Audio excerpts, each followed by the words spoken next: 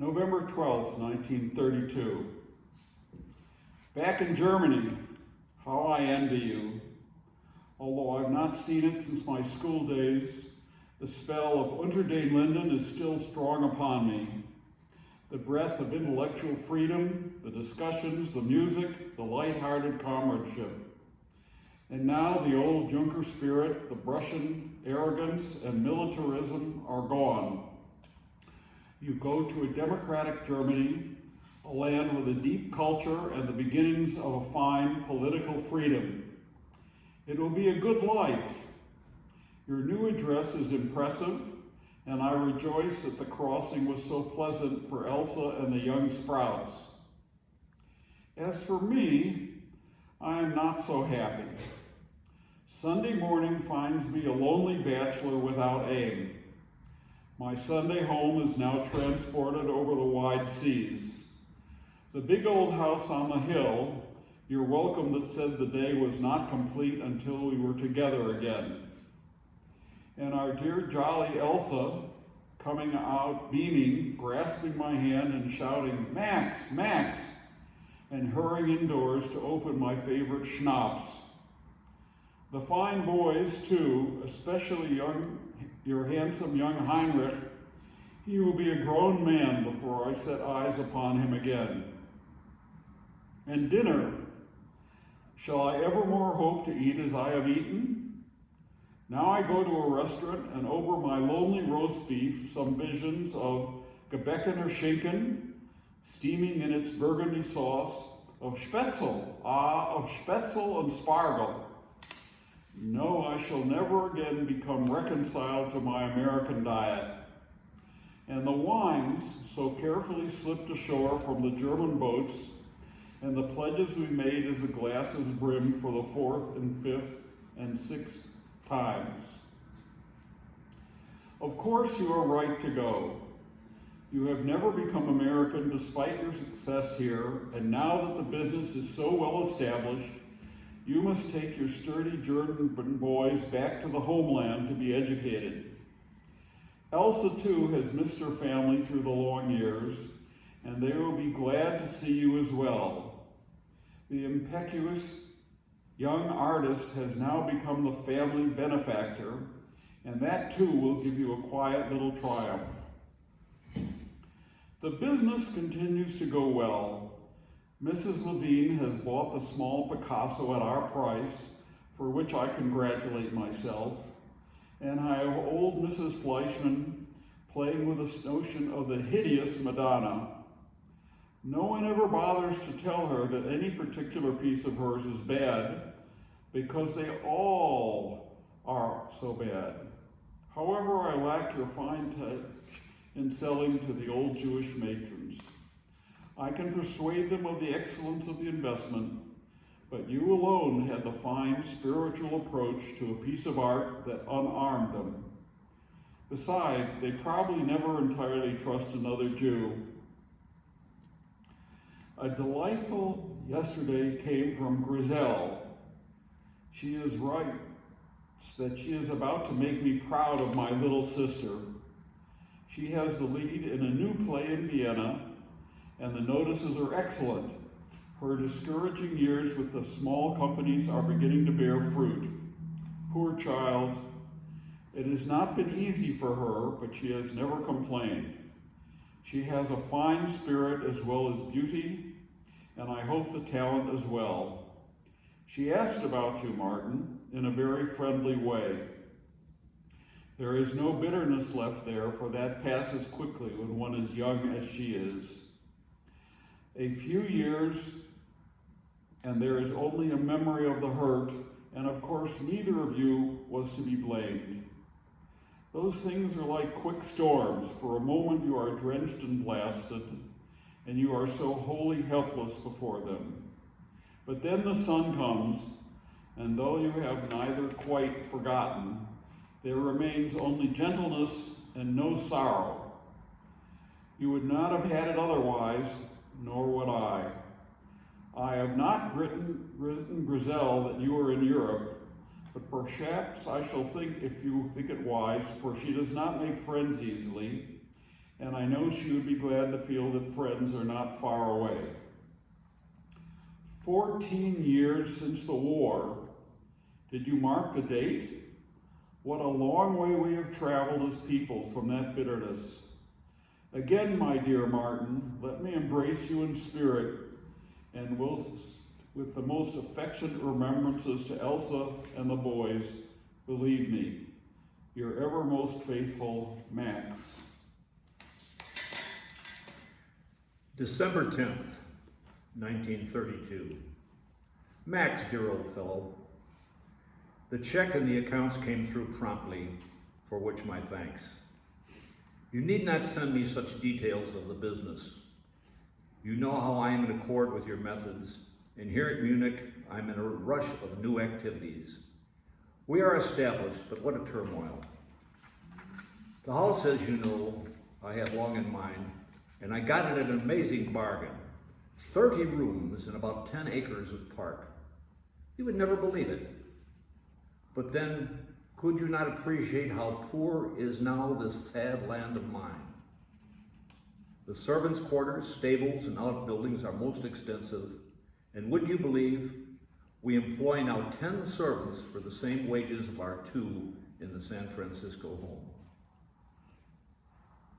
The tapestries and pieces we shipped make a rich show, and some other fine furnishings I have been able to secure, so that we are much admired.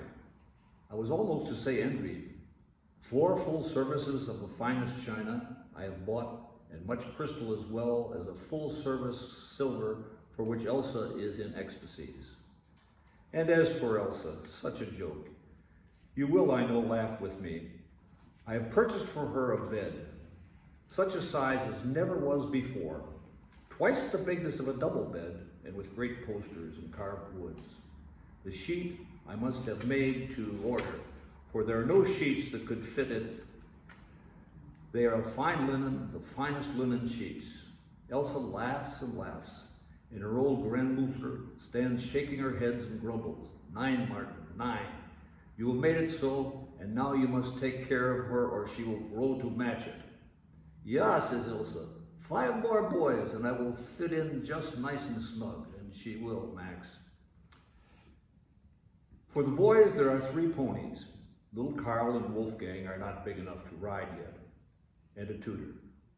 Their German is very bad, being much too mixed with English. Ilsa's family do not find things so easy now. The brothers are in professions, and while much respected, must live together in one house. To the family, we seem American millionaires, and while we are far from that, yet our American income places us among the wealthy here. The best foods are high in price, and there is much political unrest, even now under the presidency of Hindenburg, a fine liberal who I much admire. Already old acquaintances urge me that I interest myself in administrative matters in this town. I take it under consideration. It may be of some benefit locally if I become an official. As for you, my good Max, I have left you alone, but you must not become a misanthrope. Get yourself at once a nice, fat little wife who will busy herself with all your cares and feed you into a good humor. This is my advice, and it is good, although as I smile as I write it. You write of Griselle. So she wins her success, the lovely one. I rejoice with you, even though now I resent that she must struggle to win her way, a girl alone. She was made, as any man can see, for luxury and for devotion, and the charming and beautiful life where ease allows much play of the sensibilities. A gentle, brave soul is in her dark eyes, but there's something strong as iron and some very, very daring too. She a woman who does nothing and gives nothing lightly. Alas, dear Max, I betray myself, but although you were silent during our stormy affair, you know that the decision was not easy for me. You never reproached me, your friend, while your little sister suffered. I've always felt you knew that I suffered too, most greatly. What could I do? There was Elsa and my little sons. No other decision was possible to make. But yet for Griselle, I keep a tenderness that will last long after she has taken a much younger man for a husband or lover. The old wound has healed, but the scar throbs at times, my friend. I wish that you will give her our address. We are such a short distance from Vienna that she can feel there is for her a home close at hand. Elsa, too, knows nothing of the old feeling between us, and you know with what warmth she would welcome your sister as she would welcome you. Yes, you must tell her that we are here and urge her to soon connect with us. Give her our most warm congratulations for the fine success she is making. Ilse asks that I send her love to you, and Heinrich also say hello to Uncle Max. We do not forget you, Maxwell. The hardest greetings to you, Martin. January 21st, 1933. My dear Martin, I was so glad to forward your address to Griselle. She should have it shortly if she has not already received it. What jollification there will be when she sees you all. I shall be with you in spirit as heartily as if I also would rejoin you in person. You speak of the poverty there. Conditions have been bad here this winter, but of course, we have known nothing of the privations you see in Germany. Personally, you and I are lucky that we have such a sound following for the gallery. Of course, our own clientele are getting their purchases, but they buy only half as much as before. We shall be comfortable, not extravagantly so, but very comfortable. The oil paintings you sent are excellent, and the prices are amazing. I shall dispose of them at an appalling profit almost at once. And the ugly Madonna is gone. Yes, to old Mrs. Fleischmann. How I gasped at her perspicacity in recognizing its worth, hesitating to set a price. She suspected me of having another client, and I named an indecent figure. She pounced on it, grinning slyly as she wrote her check.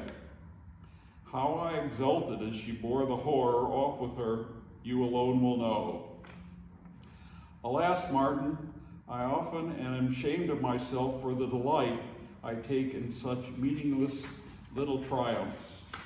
You in Germany with your country house and your affluence displayed for Elsa's relatives, and I in America gloating because I tricked the giddy old woman into buying a monstrosity. What a fine climax for two men of 40. Is it for this we spend our lives, to scream for money and then to strut it publicly? I am always castigating myself, but I continue to do as before. Alas, we are all caught in the same mill. We are vain and we are dishonest because it is necessary to triumph over other vain and dishonest persons. If I do not sell Mrs. Fleischmann our horror, somebody else will sell her a worse one. We must accept these necessities. But there is another realm where we can always find something true, the fireside of a friend, where we shed our little conceits and find warmth and understanding, where small selfishnesses are impossible, and where wine and books and talk give different meaning to existence. There we have made something that no falseness can touch. We are at home. Who is this Adolf Hitler who seems rising toward power in Germany? I do not like what I read of him. Embrace all the Jungfrau and our abundant Elsa for your ever affectionate Max. March 25th, 1933. Dear old Max, you have heard, of course, of the new events in Germany and will want to know how it appears to us here on the inside. I tell you, Max, I think in many ways Hitler is good for Germany, but I'm not sure. He is now the active head of government. I doubt that even Hindenburg could now remove him from power, as he was truly forced to place him there. The man is like an electric shock, strong as only a great orator and zealot can be. But I might ask myself, is he quite sane? His brown shirt troops are the rabble. They pillage and have started a bad Jew baiting. But these may be minor things, a little surface scum when the big movement boils up. For I tell you, my friend, there is a surge. The people everywhere have had a quickening. You feel it in the streets, in the shops. The old despair has been thrown aside like a forgotten coat. No longer do people wrap themselves in shame. They hope again. Perhaps there may be found an end to this poverty. Something I do not what will happen. A leader is found. Yet cautiously I ask myself, a leader to where? Despair. Overthrown often turns us in mad directions. Publicly, as a neutral, I express no doubt. I'm now an official and a worker in the new regime, and I exult very loud indeed. All us officials who cherish whole skins are quick to join the National Socialists. That's the name for Hitler's party. But it is not only expedient, but there is something more. A feeling that we, Germany, have found our destiny and the future sweeps towards us in an overwhelming wave. We too must move. We must go with it. Even now there are wrongs done. The stormtroopers are having their moment of victory, and there are bloody heads and sad hearts to show for it. But these things will pass. If the end in view is right, they will pass and they'll be forgotten. History writes a clean new page. Now I ask myself, and I can say to you what I cannot say here is the end right? Do we make for a better goal? Do you know, Max, I've seen these people of my race since I came here, and I have learned what agonies they have suffered, what years of less and less bread, of leaner bodies, and the end of hope. The quicksand of despair held them as it was to their chins.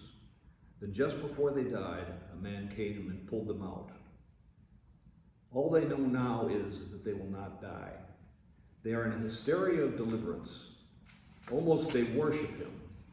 But who the Savior was, they would have done the same. God grant he is a true leader and no black angel they follow so joyously. To you alone, Max, I say, I do not know, yet I hope.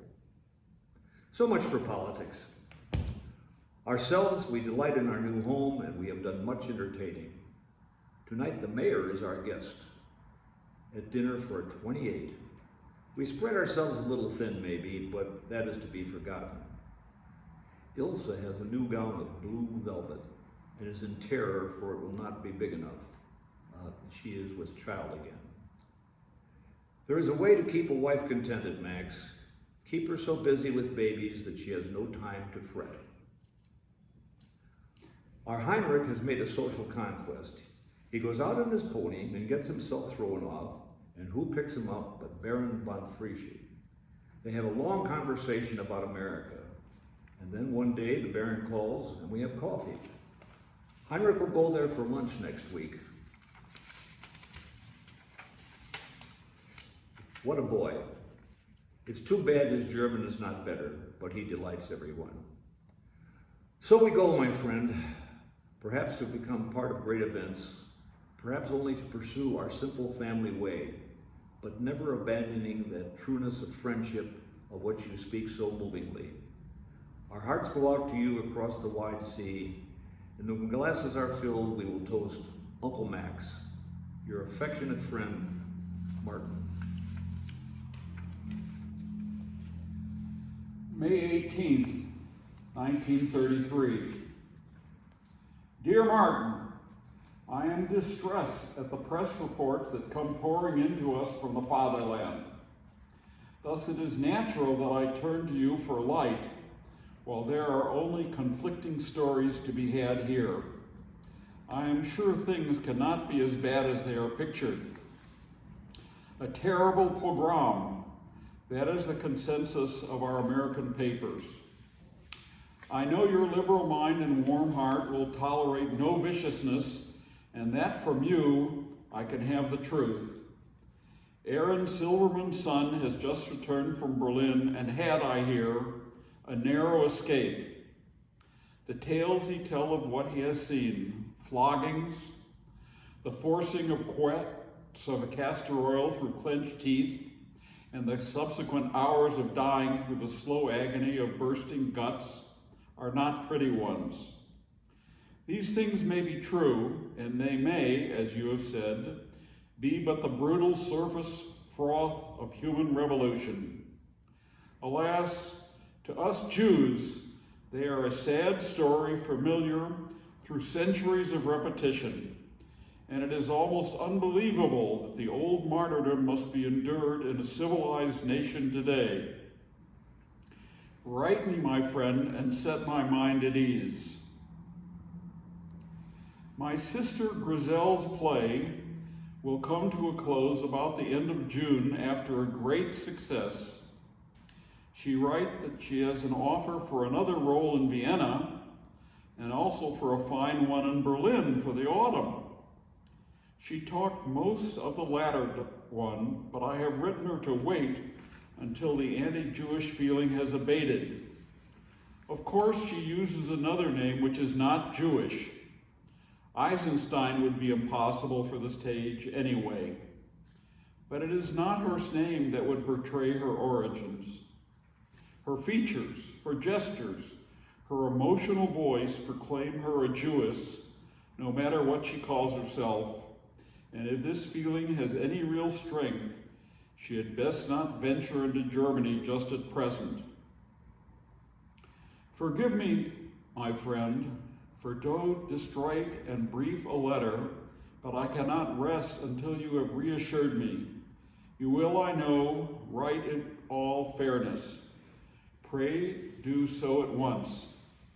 With the warmest protestations of faith and friendship for you and yours, I am ever your faithful Max. July 9th, 1933. Dear Max, you will see that I write upon the stationery of my bank. This is necessary because I have a request to make of you, and I wish to avoid the new censorship, which is most strict. We must, for the present, discontinue writing each other. It is impossible for me to be in correspondence with a Jew. Even if it were not for that, I have official possession to maintain. If communication becomes necessary, you must enclose it with the bank draft, and do not write to me at my house again. As for the stern measures that so distress you, I did not like them self at first, but I have come to see their painful necessity. The Jewish race is a sore spot to any nation that harbors it. I've never hated the individual Jew. Yourself I have always cherished as a friend. But you know that I speak in all honesty when I say I have loved you not because of your race, but in spite of it. The Jew is the universal scapegoat. This does not happen without reason, and it's not the old superstition about Christ killers that makes them distrusted.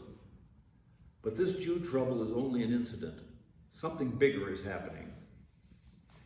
If I could show you, if I could make you see the rebirth of New Germany under our gentle leader. Not for always can the world grind a great people into subjugation. We defeat for 14 years, we bowed our head. We ate the bitter bread of shame and drank the thin gruel of poverty. But now we are free men. We rise with our might and hold our heads up before the nations. We purge our bloodstreams of its baser elements. We go singing through our valleys with strong muscles, tingling for new work. And from the mountains ring the songs of Odin and Thor, the old strong gods of the German race. But no, I'm sure as I write, as with new vision, my own enthusiasm burns that you will not see necessarily all this for Germany. You'll only see that your own people are troubled. You'll see that if you must suffer for the millions to be saved, you will be a Jew first and wail for your people. This I understand, is the Semitic character. You lament, but you're never brave enough to fight back. This is why there are pogroms. Alas, Max, this will pain you. I know, but you must realize the truth. There are movements far bigger than the men who make them up. As for me, I am part of that movement. Heinrich is an officer in the Boys' Corps, is headed by Baron von Frieschi, whose rank is now shedding a luster on our house, for he comes often to visit with Heinrich and Elsa, whom he much admires. For myself, I'm up to my ears in work. Elsa concerns herself little with politics, except to adore our gentle leader. She gets tired too easy this last month. Perhaps the babies come too fast. It will be better for her when this one is born. I regret our correspondence must close this way, Max. Perhaps we can someday meet again on a field of better understanding. As ever, Martin Schulz. August 1st, 1933. Martin, my old friend, I am sending this by the hand of Jimmy Lederer, who will shortly pass through Munich on a European vacation. I cannot rest after the letter you last sent me. It is so unlike you, I can only attribute its contents to your fear of the censorship. The man I have loved as a brother, whose heart has ever been brimming with sympathy and friendship, cannot possibly partake of even a passive partnership in the butchery of innocent people. I trust and pray that it may be so, that you will write me no exposition, which might be dangerous for you, only a simple yes. That will tell me that you play the part of expediency, but that your heart has not changed, and that I was not deluded in believing you to be always a man of fine and liberal spirit, to whom wrongs are wrongs, in whosoever's name they may be committed. This censorship, this persecution of all men of liberal thought, the burning of libraries and corruption of the universities, would arouse your antagonism if there had been no finger laid on one of my race in Germany. You are a liberal, Martin. You have always taken the long view. I know that you cannot be swept away from sanity by a popular movement which has so much that it is bad about it, no matter how strong it may be. I can see why the Germans acclaim Hitler. They react against the very real wrongs which have been laid on them since the disaster of the war. But you, Martin, have been almost an American since the war. I know that it is not my friend who has written to me, that it will prove to have been only the voice of caution and expediency. Eagerly I wait the one word that will set my heart at peace. Write your yes quickly. My love to you all, Max. August 18th, 1933. Dear Max, I have your letter. The word is no. You're a sentimentalist. Do you not know that all men are not cut to your pattern? You put nice little tags on them like liberal and expect them to act so-and-so. But you are wrong. So I'm an American liberal? No, I'm a German patriot. A liberal is a man who does not believe in doing anything. He is a talker about the rights of man, but just a talker. He likes to make big noise about freedom of speech. But what is freedom of speech? Just a chance to sit firmly on your backside and say whatever is being done by the active men is wrong? What is so futile is the liberal. I know him well because I have been one. He condemns the passive government because it makes no change. But let the powerful man arise, let an active man start to make change. Then where is your liberal? He's against it. To any liberal, any change is the wrong one. He calls this the long view, but it's merely a bad scare, that he'll have nothing to do something himself. He loves words and high-sounding precepts, but he is useless to the men who make the whole world what it is. These are the only important men, the doers. And here in Germany, a doer has risen. A vital man is changing things. The whole tide of people lives changes in a minute because the man of action has come. And I join him. I am not swept away by the current. The useless life is all talk and no accomplishment I drop. I put back my shoulders behind the great new movement. I'm a man because I act. Before that, I was just a voice. I do not question the ends of our action. It's not necessary. I know it is good because it is so vital. Men are not drawn to bad things so much with joy and eagerness.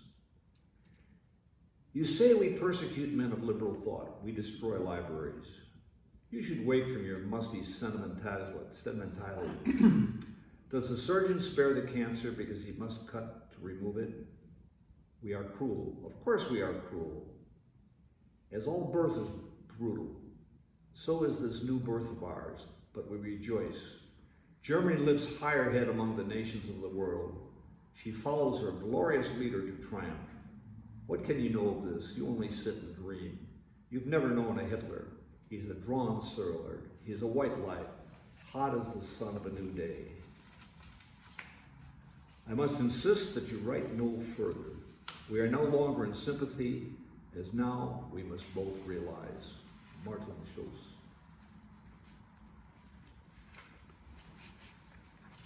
September 5th, 1933. Dear Martin, enclosed are your draft and the month's accounts. It is necessity that I send a brief message. My sister, Griselle, has gone to Berlin. She is too daring, but she has waited so long for success she will not relinquish it and laughs at my fears. She will be at the König Theater. You are an official. For old friends' sake, I beg you to watch over her. Go to Berlin if you can and see whether she is in danger. It will distress you to observe that I have been obliged to remove your name from the firm's name. You know who our principal clients are, and they will touch nothing now from a firm with a German name. Your new attitude I cannot discuss, but you must understand me. I did not expect you would take up arms for my people because they are my people, but because you are a man who loved justice. I commend my rash Griselle to you. The child does not realize what a risk she is taking. I shall not write again. Goodbye, my friend, Max. December 8th, 1933. Heil Hitler. I much regret that I have had bad news for you. Your sister is dead. Unfortunately, she was, as you have said, very much a fool. Not quite a week ago, she came here with a bunch of stormtroopers right behind her. The house was very active. Ilse has not been well since little Adolf was born last month. The doctor was here, and 2 nurses, all with servants and children scurrying around. By luck, I answered the door. At first, I think it is an old woman, then I see the face, and then I see the stormtroopers have turned in the park gates. Can I hide her? Is the one chance in 1,000. A servant will be on us any minute. Can I endure to have my house ransacked with Ilse ill in bed, and to risk being arrested for harboring a Jew, and to lose all I have built up of here? Of course, as a German, I have one plain duty. She has displayed her Jewish body on the stage before pure young German men. I should hold her and turn her over to the stormtroopers, but this I cannot do. You will destroy us all, Griselle, I tell her. You must run further back into the park. She looks at me and smiles. She was always a brave girl and makes her own choice. I would not bring you harm, Martin, she says, and she runs down the steps and out towards the trees. She must be tired. She does not run fast, and the stormtroopers have caught sight of her. I am helpless. I go in the house, and in a few minutes she stops screaming, and in the morning I have the body sent down to the village for burial. She was a fool to come to Germany. Poor little Griselle. I grieve with you, but as you can see, I was helpless to hate her. I must now demand that you do not write again. Every word that comes to the house is now censored. I cannot tell how soon she may start to open mail to the bank, and I will no longer have any dealings with Jews except for the receipt of money. It is no good for me that the Jewish came here for refuge. No further association can be tolerated. A new Germany is being shaped here. We will soon show the world great things under our glorious leader. November 5th, 1933. I write again because I must. A black foreboding has taken possession of me. I wrote Griselle as soon as I knew she was in Berlin, and she answered briefly. Rehearsals were going brilliantly. The play would open shortly. My second letter was more encouragement than warning, and it has been returned to me, the envelope unopened, marked only address unbeknown, address unbekannt. What a darkness these words carry. How can she be unknown? It is surely a message that she has come to harm. They know what has happened to her, those stamped letters say, but I am not to know. She has gone into some void, and it will be useless to seek her. All that is to sell me in two address. Adressat unbekannt. Martin, I need to ask you to find to succor her.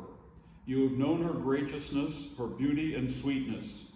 You have had her love, which she has given to no other man. Do not attempt to write me. I know I need not even ask you to aid. It is enough to tell you that I have something in gone wrong, that she must be in danger. I leave her in your hands, for I am helpless. November 23rd, 1933. I turn to you in despair, Martin. I could not wait for another month to pass, so I am sending some information as to your investments. You may wish to make some changes, and I can thus enclose my appeal with a blank letter. It is Griselle. For 2 months there has been only silence from her, and now she rumors to begin to come into me. For Jewish mouth to Jewish mouth, the tales slowly come back from Germany, tales so full of dread I would close my ears if I dared, but I cannot. I must be sure. She appeared in the Berlin play for a week. Then she was jeered from the audience as a Jewess. She is so headstrong, so foolhardy, the splendid child. She threw the world back in their teeth. She told them proudly that she was a Jewish. Some of the audience started after her. She ran backstage. Someone must have helped her, for she got away with the whole pack at her heels and took refuge with a Jewish family in a cellar for several days. After that, she changed her appearance as much as she could and started south, hoping to walk back to Vienna. She did not dare try the railroads. She told those she left that she would be safe if she could reach friends in Munich. That is my hope. She has gone to you, for she has never reached Virginia. She sent me word that she has not come here, that make a quiet investigation if you can. My mind cannot rest.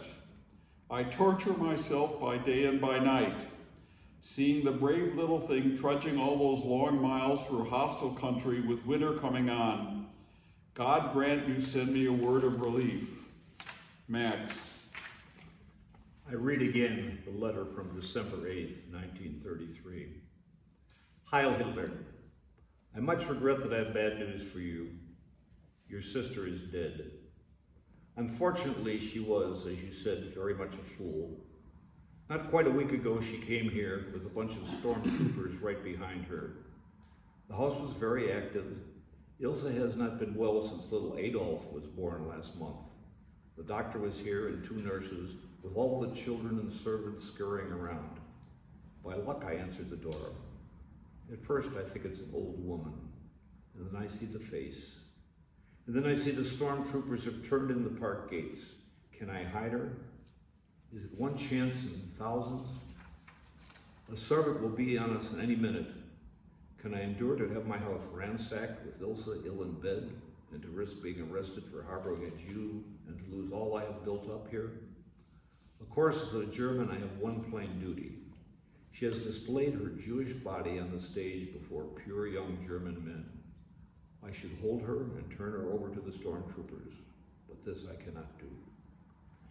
You will destroy us all, Griselle, I tell her. You must run further back in the park. She looks at me and smiles. She was always a brave girl, and then makes her choice. I would not bring you harm, Martin, she says, and she turns and runs down the steps and out towards the trees. But she must be tired. She does not run very fast, and the stormtroopers have caught sight of her. I am helpless. I go in the house, and in a few minutes she stops screaming, and in the morning I've sent the body down to the village for burial. She was a fool to come to Germany, poor Griselle. I grieve with you, but you see I was helpless to aid her. I must now demand that you do not write again. Every word that comes to this house is now censored. I cannot tell how long before they start to open the mail to the bank, and I have no longer any dealings with Jews except for the receipt of money. It is not so good for me that a Jewish came here for refuge, and no further association can be tolerated. A new Germany is being shaped here. We will soon show the world great things under our glorious leader, Martin. A cablegram sent from me to Munich on January 2nd, 1934. Martin Schultz, your terms accepted. November 12th audit shows 13% increase. February 2nd, fourfold assured Pan exhibition. May 1st, prepare leave for Moscow if market opens unexpectedly. Financial instructions mailed. New address, Eisenstein. January 23rd, 1934. Our dear Martin, don't forget Grandma's birthday. She will be 64 on the 8th. American contributors will furnish 1,000 brushes for your German Panthers League. Mandelberg has joined in supporting the league. You must send 11 Picasso reproductions, 20 by 90, to Branch Galleries on the 25th, no sooner. Reds and blues must predominate. We can allow you $8,000 on this transaction at present. Start new accounts, book 2. Our prayers follow you daily, dear brother. Eisenstein.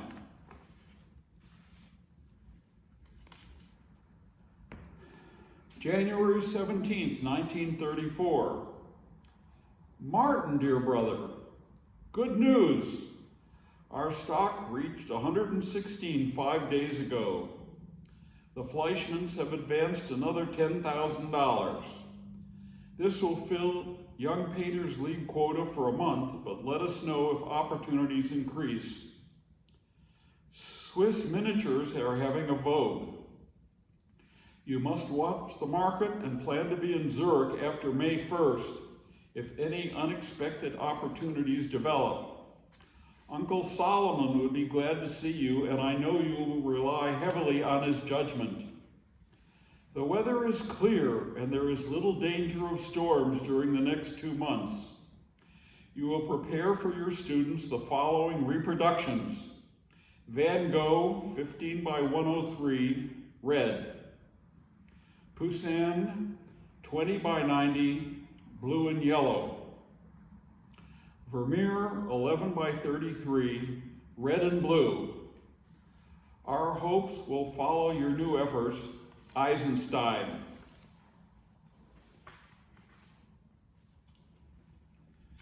January 29th, 1934. Your last letter was delivered my stake at 457 Guerin Street, room 4. Aunt Reba says tell Martin he must write more briefly and clearly so his friends can understand all that he says. I am sure everyone will be in readiness for your family reunion on the 15th. You will be tired after these festivities and may want to take your family with you on your trip to Zurich. Before leaving, however, procure the following reproductions for branches of German Young Painters League. Looking forward to the joint exhibit in May or earlier. Picasso 17 by 81 red. Van Gogh 5 by 42 white. Rubens 15 by 204 blue and yellow. Our prayers are with you, Eisenstein. February 12th, 1934. Max, my old friend. My God, Max, do you know what you do? I shall have to try to smuggle this letter out with an American I have met here. I write an appeal from despair that you cannot imagine. This crazy cable, these letters you have sent, I'm called in to account for him. The letters are not delivered, but they bring me in and show letters from you and demand that I give them the code. A code? And how can you, my friend of long years, do this to me?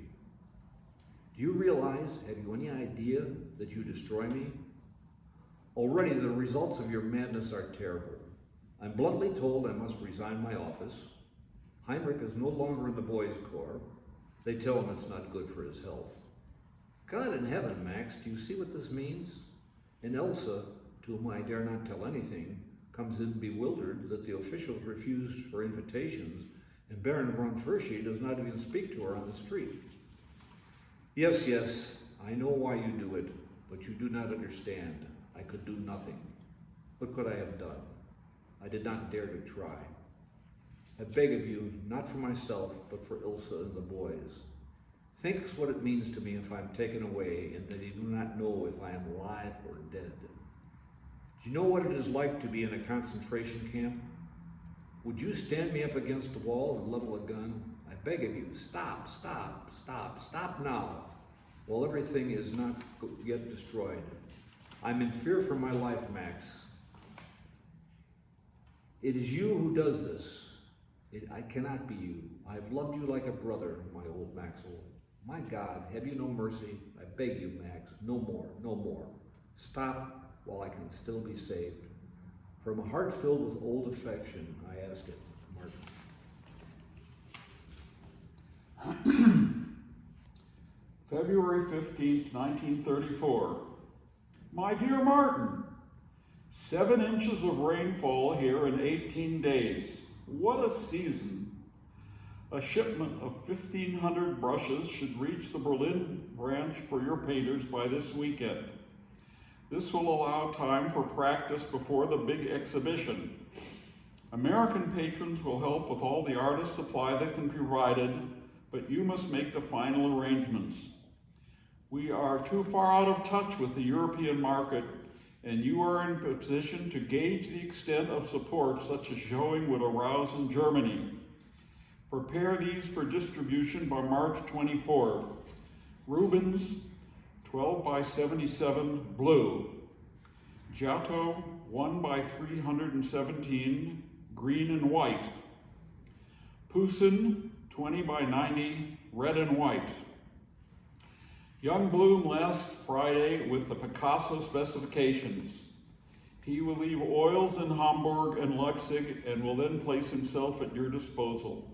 Success to you, Eisenstein. March 3rd, 1935. Martin, our brother, cousin Julius has 2 9-pound boys. The family is happy. We regard the success of your coming artist exhibition as assured. The last shipment of canvases was delayed due to difficulties of international exchange, but will reach your Berlin associates in plenty of time. Consider reproduction collection complete. Your best support should come from Picasso enthusiasts, but neglect no other lines. We leave all final plans to your discretion, but urge an early date for which wholly successful exhibit. The God of Moses be at your right hand. Eisenstein. The last letter was never delivered, and it was returned to me because the address was unknown.